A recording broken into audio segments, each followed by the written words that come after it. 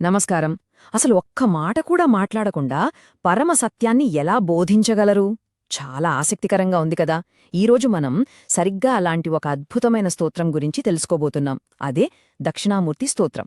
ఇది వాస్తవికత స్వభావాన్ని, మౌనం ద్వారా ఆత్మసాక్షాత్కారం ఎలా పొందవచ్చో వివరిస్తుంది. అవును, పూర్తి నిశ్శబ్దమే అంతిమ వివరణ ఎలా అవుతుంది? ఈ స్తోత్రం యొక్క మూలభావన ఇదే అన్నమాట. ఒక విచిత్రమైన కాని చాలా లోతైన ఆలోచన. అంటే ఏమీ మాట్లాడకుండానే అత్యున్నత సత్యాన్ని బోధించే ఒక గురువు. అదే ఇక్కడి ప్రత్యేకత. సరే, మరే నిశ్శబ్దాన్ని బోధించే ఆ గురువు ఎవరు? ఆయనే పరమగురువైన శ్రీ దక్షిణామూర్తి. ఈ మౌనగురుని అర్థం చేసుకోవాలంటే ముందుగా మనం ఆయని గురించి తెలుసుకోవాలి. ఈ స్తోత్రానికి ఆయనే కేంద్రం, సాక్షాత్తూ శివుని అవతారం. ఆయన్ని ఎలా వర్ణిస్తారంటే ఒక పెద్ద మర్రి చెట్టు కింద కూర్చునుంటారు. ఇది కేవలం ఒక చిత్రం కాదు, దీనికొక అర్థం ఉంది. సంసారమనే రోగానికి ఆయనే వైద్యుడు. అంటే ఈ జనన మరణ చక్రంలో మనం పడే బాధలన్నింటినీ నయం చేయడానికి, జ్ఞానాన్ని ప్రసాదించడానికి ఆయన సిద్ధంగా ఉన్నారన్నమాట.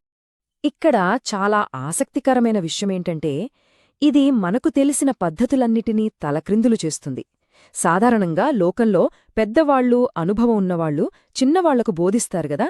కాని ఇక్కడ గురువేమో యువకుడు, ఆయన శిష్యులేమో వయసులో పెద్దవాళ్లు, ఎంతో జ్ఞానులైన ఋషులు. దీన్నే ఒక శ్లోకంలో చాలా అందంగా చెప్పారు. గురుర్యువా గురుస్తు మౌనం వ్యాఖ్యానం శిష్యాస్తు చిన్న సంశయాః. అంటే గురువు యువకుడు, ఆయన చేసే వ్యాఖ్యానం మౌనం. అయినా సరే శిష్యుల సందేహాలన్నీ తీరిపోతున్నాయి. చూడండి, అసలైన జ్ఞానానికి మాటలతో పనిలేదని ఎంత స్పష్టంగా తెలుస్తోంది. సరే, ఈ బోధన మాటలకు అందనిదైతే మరి మనం రోజూ చూసే ఈ ప్రపంచం గురించి ఏం చెబుతుంది? ఇప్పుడు మనం ఆ విషయం గురించి మాట్లాడుకుందాం. మాయా అంటే ఏంటి? అసలు వాస్తవికత అంటే ఏంటి? ఈ విశ్వాన్ని ఒక అద్దంలోని ప్రతిబింబంతో ఎందుకు పోల్చారో చూద్దాం. ఈ స్తోత్రం ప్రకారం మన అనుభవాలన్నీ మాయా అనే ఒక శక్తివంతమైన భ్రాంతి వల్ల కలుగుతాయి. ఇది ఒక తెరలాంటిది అన్నమాట. దీనివల్ల మనం చూసే ఈ ప్రపంచం మన ఆత్మ కంటే వేరుగా, నిజంగా ఉన్నట్టు అనిపిస్తుంది, అచ్చం ఒక కలలాగా. ఇక్కడ ఒక అద్భుతమైన పోలిక వాడారు. ఈ విశ్వం అద్దంలో కనిపించే నగరం లాంటిదట. అంటే అద్దంలో నగరం కనిపిస్తుంది, కాని అది నిజంగా బయటలేదు కదా. దాని ఉనికి అంతా అద్దంలోనే. అలాగే ఈ మొత్తం విశ్వం కూడా మన ఆత్మలోనే ఉంది. కాని మాయ వల్ల అది మనకు బయట ఉన్నట్టు కనిపిస్తుంది. ఇంకోలా చెప్పాలంటే ఇది ఒక కల లాంటిది. మనం కలలో ఉన్నప్పుడు అందులో జరిగేవన్నీ నిజమే అనిపిస్తాయి కదా.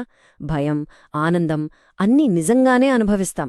కాని మెలకువ రాగానే అదంతా మన మనసు సృష్టి అని తెలుస్తుంది. అలాగే ఈ ప్రపంచం కూడా మన చైతన్యం యొక్క ప్రతిరూపమే. ఓకే, మనం చూసే ఈ ప్రపంచం ఒక భ్రమ లేదా కల లాంటిది అయితే, మరి అసలు నిజమేంటి, వాస్తవమేంటి? ఇప్పుడు మనం ఆ భ్రమకు అతీతంగా ఉన్న అసలైన ఆత్మ గురించి తెలుసుకుందాం. ఆ చైతన్య జ్యోతిని ఎలా కనుగొనాలో చూద్దాం. ఆత్మను తెలుసుకునే ముందు ఆత్మ ఏది కాదో తెలుసుకోవడం ముఖ్యం. చాలామంది పొరపడేది ఇక్కడే. ఈ స్తోత్రం చాలా స్పష్టంగా చెబుతోంది, ఆత్మ అంటే ఈ శరీరం కాదు, మనం పీల్చే శ్వాస కాదు, మన ఇంద్రియాలు కావు, మన తెలివితేటలు, మన బుద్ధి కూడా కాదు.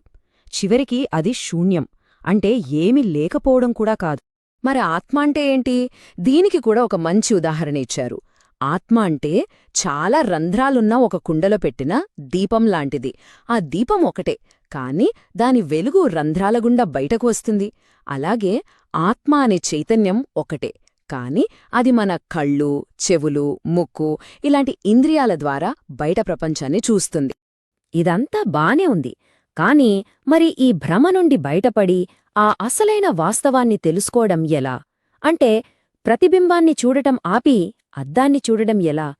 దానికే ఈ స్తోత్రం ఒక మార్గాన్ని నిర్దేశించింది. ఆ మేల్కొల్పు మార్గమేంటో ఇప్పుడు చూద్దాం. సర్వాత్మత్వం అంటే అంతా తానే అనే స్థితిని చేరడానికి 4 పద్ధతులు ఉన్నాయి. అవేంటంటే, మొదటిది శ్రవణం, అంటే గురువు దగ్గర సత్యాన్ని వినడం. రెండవది మననం, విన్నదాని గురించి బాగా ఆలోచించడం. మూడవది ధ్యానం, ఆ ఆత్మపైనే మనసును లగ్నం చెయ్యడం.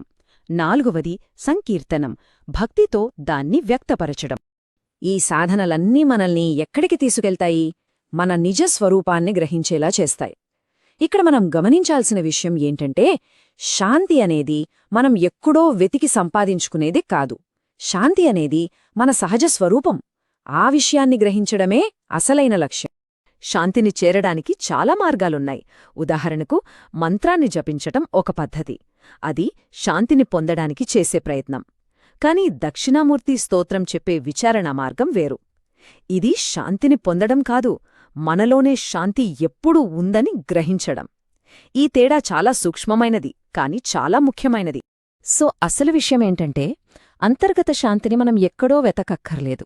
మన అహం, ఈ ప్రపంచం ఒక భ్రమ అనే తెరలు ఎప్పుడైతే తొలగిపోతాయో అప్పుడు శాంతి మన స్వరూపంగా అనుభవంలోకొస్తుంది.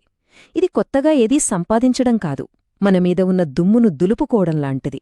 మరి ఈ మొత్తం ప్రక్రియలో గురువు పాత్ర ఏంటి? ఆయన మనకు జవాబులు చెప్పరు. ఆయన ఒక అలారం గడియారం లాంటివారు.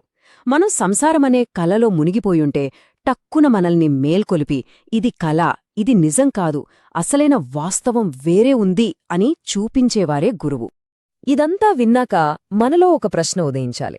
ఈ ప్రపంచం నిజంగా ఒక కల అయితే, ఆ కలలో నుండి మనం పూర్తిగా మేల్కొన్నప్పుడు అప్పుడు ఏమవుతుంది? ఈ ప్రశ్నకు సమాధానం వెతకడంలోనే ఈ ప్రాచీన జ్ఞానం యొక్క సారం దాగి ఉంది.